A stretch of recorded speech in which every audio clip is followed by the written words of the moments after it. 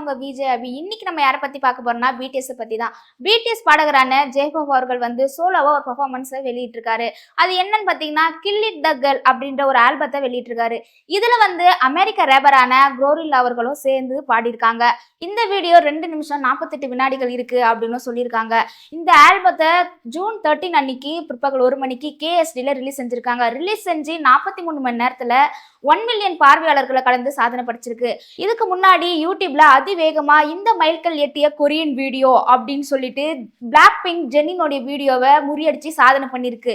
அப்படி என்ன சாதனை பண்ணிருக்கு, அப்படி என்ன இந்த ஆல்பத்துல இருக்கு அப்படின்னு பாத்தீங்கன்னா, இந்த சாங்ல முதல் பார்வையிலே காதுல ஈர்க்கிற ஒரு உணர்ச்சி வசமான சாங் அப்படின்னு சொல்லியிருக்காங்க. அது மட்டும் இல்ல, இது வந்து ஒரு கவர்ச்சியான ஹிப்ஹாப் பாடல் அப்படின்னு சொல்லியிருக்காங்க. இந்த பாடல்ல வந்து அமெரிக்க ரேப்பரான குளோரில்லாவுடைய வசனமும் இடம்பெற்றிருக்கு அப்படின்னு சொல்லியிருக்காங்க.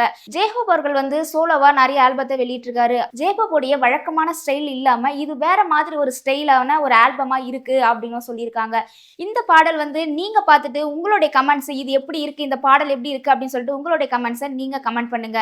தொடர்ந்து இந்த மாதிரி அப்டேட்களை தெரிஞ்சுக்கணும்னா பிரியோ டிவியை சப்ஸ்கிரைப் பண்ணிக்கோங்க.